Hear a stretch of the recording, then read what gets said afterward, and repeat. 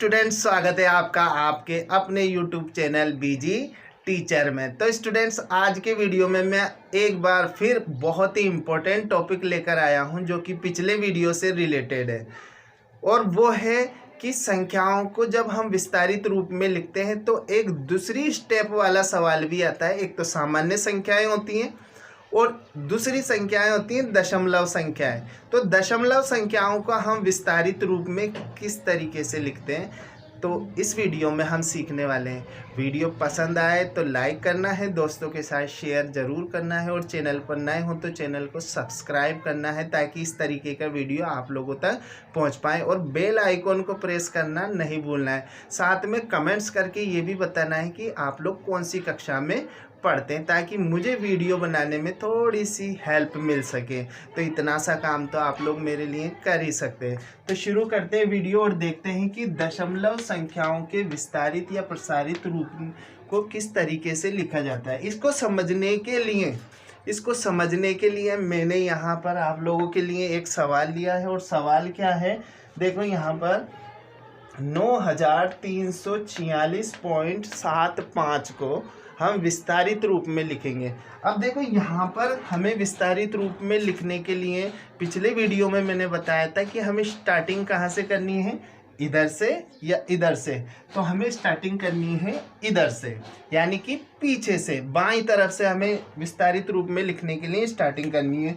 तो हम शुरू कर देते हैं इसको लिखना, और देखो यहाँ से लिखेंगे हम। सबसे पहले तो हम लिखेंगे ये, इसके दो पार्ट हो गए, एक तो दशमलव वाला पार्ट और एक सामान्य यानी पूर्ण संख्या वाला पार्ट। तो इन पार्ट में से सबसे पहले हम प्रसारित करेंगे पूर्ण संख्या वाला, ये पूर्ण संख्या और ये दशमलव संख्या। तो दो पार्ट हो गए इसके। अब सबसे पहले हम करेंगे पूर्ण संख्या वाले पार्ट का विस्तार। तो सबसे पहले हम लिखेंगे 9, और उसके आगे कितनी जीरो आ रही है पूर्ण संख्या में, तो 1 2 3। ध्यान रखिए ये ही केवल 3 संख्या, इंपॉर्टेंट चीज है, ध्यान रखना। पूर्ण संख्या वाले पार्ट का विस्तार करेंगे तो हमें केवल इन अंकों पर ही बात करनी है, यानी कि 9 के बाद कितने अंक आ रहे हैं, 1 2 3, तो 3 जीरो लगा देंगे, प्लस फिर दूसरे नंबर पे लेंगे 3 और 3 लिखेंगे, और 3 के आगे कितने अंक आ रहे हैं, 2, यानी 4 और 6, तो इसके आगे हम 2 जीरो लगा देंगे। फिर हम लेंगे 4 के बाद कितना अंक है, 6 है, तो 1 अंक आ रहा है तो 1 जीरो लगा देंगे, प्लस उसके बाद बचे हैं हमारे पास 6। तो ये तो हो गया पूर्ण संख्या वाला पार्ट। अब जो दशमलव संख्या वाला पार्ट है उसको थोड़ा सा हम समझते हैं। तो जो दशमलव वाला पार्ट है उसमें आप लोगों को यहाँ एक पॉइंट लगा हुआ दिख रहा होगा। पॉइंट के बाद आप लोगों को 2 संख्याएं दिख रही होंगी। तो ये जो 2 संख्याएं हैं उसमें जो पहला वाला पार्ट होता है उसको कहते हैं दशांश। क्या बोलते हैं, दशांश, यानी 10वां भाग। और जो दूसरा वाला भाग है उसको कहते हैं शतांश, यानी 100वां हिस्सा। कौन सा हिस्सा, 100वां हिस्सा। तो पहला हिस्सा हो गया, क्या है पहला हिस्सा, दशांश, और दूसरा हिस्सा शतांश, यानी कि 10वां हिस्सा, और ये 100वां हिस्सा। तो इसको हम लिख देंगे प्लस करके 7/।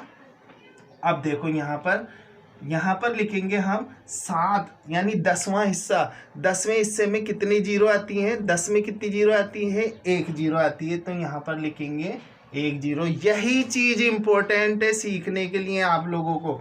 यहाँ पर ये चीज़ ध्यान रखना, 7 में हम कितना, 10वां हिस्सा, यहाँ इसमें 10वां हिस्सा, और ये कौन सा हिस्सा है, 100वां हिस्सा।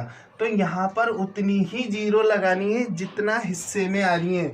तो ध्यान रखना है, ये 5 लिखेंगे, और 5 कौन से हिस्से पे, 100वें हिस्से पे, तो यहाँ पर हम लिख देंगे 100।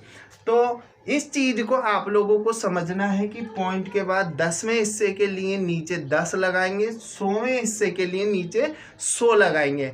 तो समझ में तो आ ही गया होगा आप लोगों के लिए। अब आप लोगों को एक और सवाल हल कराते हैं, और सवाल है 5693.004। अगर इस तरीके का सवाल आता है तो आप लोग उसका विस्तारित रूप किस तरीके से बनाएंगे, उसी तरीके से बनाएंगे। पहले पूर्ण संख्या का, फिर दशमलव संख्या का। तो पूर्ण संख्या का बनाते हैं हम और शुरुआत करते हैं पीछे से। तो 5 और 5 के आगे कितनी संख्या है, दशमलव से पहले वाली संख्याएं लेनी है। तो 5 के आगे 1 2 और 3, तो ये 3 जीरो लगा देंगे। प्लस फिर 6 है और 6 के आगे कितनी संख्याएं हैं, 2 संख्याएं हैं, 1 2 2 जीरो लगा देंगे। प्लस अब अगली संख्या लेंगे 9 और 9 के आगे कितने अंक आ रहे हैं, 1 अंक आ रहा है पूर्ण संख्या में, तो 1 जीरो लगा देंगे और आखिरी में उतारेंगे 3। अब शुरू होता है पॉइंट वाली संख्या को हम किस तरीके से लेंगे। लेकिन हमारे लिए यहाँ पर परेशानी वाली बात ये आ जाती है कि जो दशांश है, ये दशांश, ये शतांश और ये सहस्त्रांश, क्या सहस्त्रांश, यानी कि ये 10वां भाग हो गया, ये 100वां भाग हो गया और सहस्त्रांश मतलब 1000वां हिस्सा हो गया। कौन सा हिस्सा हो गया, 1000वां, 10वां, 100वां और 1000वां हिस्सा। तो यहाँ पर हम देख रहे हैं कि पॉइंट के बाद 10वें और 100वें हिस्से पर तो क्या आ रही है, 0 0 आ रही है। तो उसको अब हमें लिखना है या नहीं लिखना है। तो मैं आप लोगों को सलाह दूंगा कि आप लोग स्थानीय मान के हिसाब से इसको लिख दें, ताकि आप लोगों को कोई दिक्कत नहीं हो। चाहे से 0 हो इस स्थान पर, चाहे से अंक हो, उसको हमें लिखना होता है। तो यहाँ 10वें हिस्से के लिए 10 आ जाएंगे, 100वें हिस्से के लिए 100 आ जाएंगे और आखिरी में बच रहा है 4, तो 1000, 4 के लिए 1000 आ जाएंगे, क्योंकि 4 क्या है, 1000वें स्थान पर है। तो इन दो सवालों के माध्यम से मैंने आप लोगों को सिखाया दशमलव वाली संख्याओं को विस्तारित रूप में किस तरीके से लिखना है। तो समझ में आ ही गया होगा आप लोगों के। अगर वीडियो अच्छा लगा है तो इसको लाइक करिए, दोस्तों के साथ शेयर करिए और चैनल पर नए हो तो चैनल को सब्सक्राइब जरूर करिए इस तरीके का वीडियो प्राप्त करने के लिए। साथ में बेल आइकन को भी प्रेस जरूर करना, क्योंकि उसके बिना आप लोगों तक वीडियो नहीं पहुंच पाएगा। तो उतार लीजिए इसको। और अगर आप लोग कोई सवाल पूछना चाहते हैं तो मुझे कमेंट्स करके ज़रूर बताइए, और एक कमेंट्स तो ज़रूर करिए कि आप कौन सी कक्षा में पढ़ते हैं, ताकि मुझे वीडियो बनाने में थोड़ी सी मदद आप लोगों की मिल सके। मिलते हैं अगले वीडियो में, तब तक के लिए बाय।